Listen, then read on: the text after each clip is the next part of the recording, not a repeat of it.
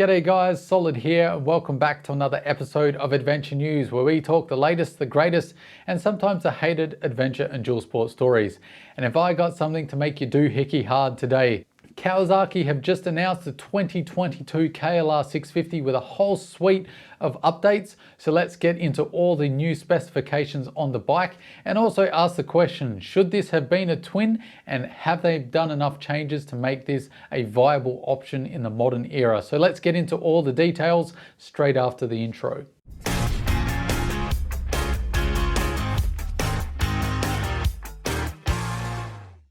So we finally have some fresh updates to the KLR650. It's been brought back from the dead. So you're probably asking, is this a complete redesign of the Kawasaki or is this just fresh updates to the old model that was discontinued in 2018? If you look at the pictures, you can clearly see this is a refresh on the old design. We still have the original motor, the original suspension and the same basic frame and subframe. So we're basically looking at refreshes, tweaks and updates to the existing old model. Basically major improvements rather than a complete redevelopment. So with that in mind, let's go through all the changes and updates to the bike. The big one is EFI. So we still have the same 650cc motor, but instead of the carburetor, we now have electronic fuel injection, which is great to see that update as it means this bike has been able to be resurrected from the dead. I know the old school guys are going to say there's nothing wrong with a carburetor, and I'm not going to argue there. There are plenty of great aspects to a carbureted motor. The major problem is that they just can't pass emission standards anymore. So if you want to see your bike continue on into the future, it needs to have fuel injection. That's just a fact. It's an unfortunate fact, but it's just reality. So I think it's fantastic that they've put the effort in to put fuel injection on an already proven motor. So this is a really fantastic addition. The other big thing I think is the brakes. They've updated the brakes. It now has a 300mm front disc. They've also increased the width of the rear disc so that it has better heat distribution, and they've also added ABS. So I think this is a pretty good feature for this bike. Now, ABS, you know, I'm not such a big fan for a bike that's going to spend most of its time in the dirt. But when you reach a bike like the KLR where it's going to spend a lot of time on the road as well as off-road, I think ABS starts to come into being a benefit. And with that bigger brake, I really think it's going to be a really good addition to this bike.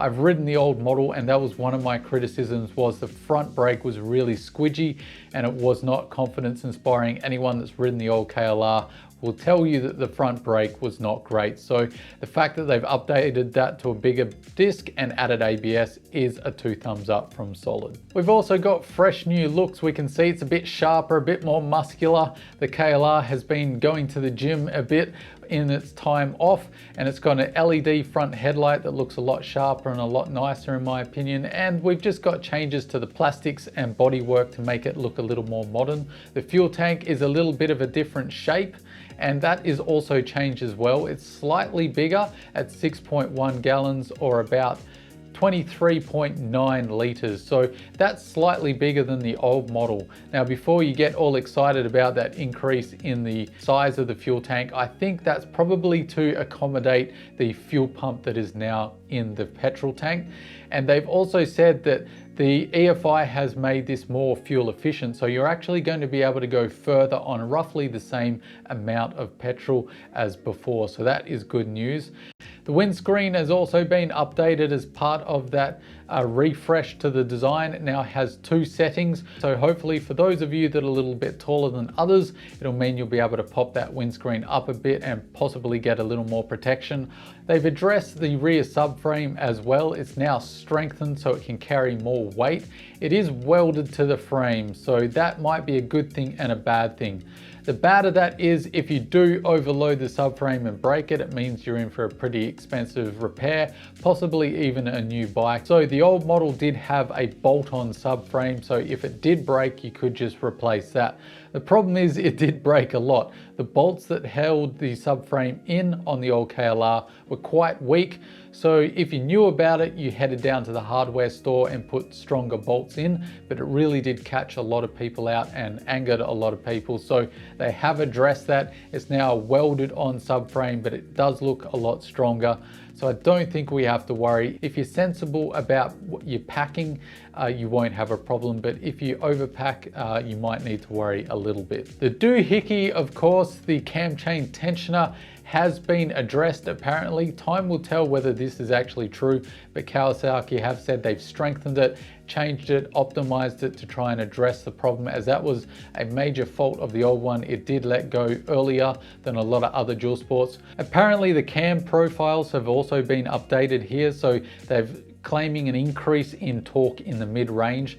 They haven't actually given power outputs, but they're saying 39 foot-pounds of torque. So from memory, that is a little bit more than the old model, so that is a positive. But it is also a bike that now weighs more, and that really brings me to probably one of my major disappointments on this bike, is the fact that it's now 206 or 207 kilos. So that's 10 kilos more than the old model, and that really frustrates me. I don't see why with modern technology we have to have a heavier bike. We're seeing that more and more with these big adventure bikes. They just keep getting heavier and heavier.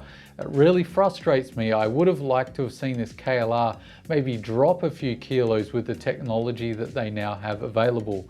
I understand they need to save money, but I really would have liked to have seen this bike keep the same weight or even lose a few kilos. The other frustrating thing about the KLR is they haven't updated the gearbox. It's still a 5-speed. I really would have liked to have seen a 6-speed overdrive for this bike to increase its highway potential, but the 5-speed is competent, it's just not perfect. So I'm putting that in my column of frustration. I would have liked to have seen a 6-speed gearbox. So the dash is updated on the KLR. They've gone the cheapest route of making this look as modern as possible. So it is an LCD screen. It looks like it's just off any old Kawasaki that's been around for the last 15 years, rather than the new TFT screens that we're seeing on adventure bikes. That's clearly to keep costs down, and that's exactly what the KLR is about. So I think it suits the bike just fine. Finding a TFT screen on a KLR, it would kind of be like putting lipstick on a pig, in my opinions. Kawasaki is saying they have updated the suspension on this model, although I'd say that's a pretty dubious statement when they say updated the suspension. It's the same suspension, you still have the same amount of ground clearance as the old model, and you still have the same amount of travel. What they've probably done is just updated the internals a fraction, maybe some heavier weight oil or a slightly stronger spring to put up with that extra 10 kilos that the bike now carries. It's nothing revolutionary. We haven't seen completely new suspension. It still is quite outdated and soft suspension in my opinion. So I really would have liked to have seen modern suspension put on the KLR, but I understand on a bike like this, you're trying to save as much money as you can, so it keeps in the ethos of the KLR. Kawasaki are also stating they've increased the length of the swing arm to offer more on-road stability when touring. I personally never really found that a problem on the outgoing discontinued model. I always thought it was quite stable out on the highway, and the increase in that swing arm length will mean a slight decrease in its maneuverability at slow speed and in off-road tight situations. So you win some with stability on road and you lose some for the off-road in tight situations. So make of that what you will. So what do I think about the KLR650? Well, I'm annoyed it doesn't have 6 speeds. I'm annoyed that it's a bit heavier, but everything else they've added to the bike I think is a great addition, and they really have tweaked all of the major flaws on this bike without increasing the price, which is the biggest deal in my opinion. The single greatest appeal of the KLR and why it has a cult status is its affordability as an adventure bike. It's allowed so many people to have amazing adventures and go to amazing places with budgets that aren't huge. Not everyone can afford a GS or even a Tenere 700, so the Kawasaki allows a lot of people to get into the category with not a lot of money.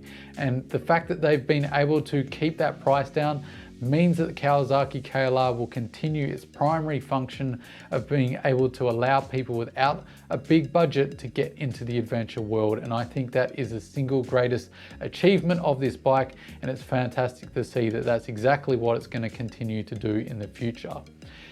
Am I disappointed that it doesn't have that 6-speed and that it's not lighter? Yes, but I think that would have increased the price of the bike, so you got to take what you can get. The other thing to point out here for those of you that really wanted a parallel twin in this bike is you have the Versys. And I think it's not too long until Kawasaki puts spoke wheels and better suspension on that 650, maybe even increase it to 700 cc's, and hey presto, you've got your middleweight to challenge the Tenere 700 and the 790 Adventure from KTM, so do not despair. We also might see the Versys 400 that is always rumored as well, so we're going to have plenty of options, so I don't think this is reason to get frustrated at the Kawasaki. It's performing exactly what it needs. Cheap, reliable, single-cylinder adventure riding, and it will facilitate adventures for generations to come. So thumbs up from me from Kawasaki, but I'd like to know your thoughts. Chuck them down below. Are you happy with the updates? Are you frustrated with the changes? Or were you looking for something completely different from Kawasaki? But until next time, guys, thanks for sticking with me to the end. Don't forget to stay shiny side up and hit that like button, and I'll catch you in the next video. See you later.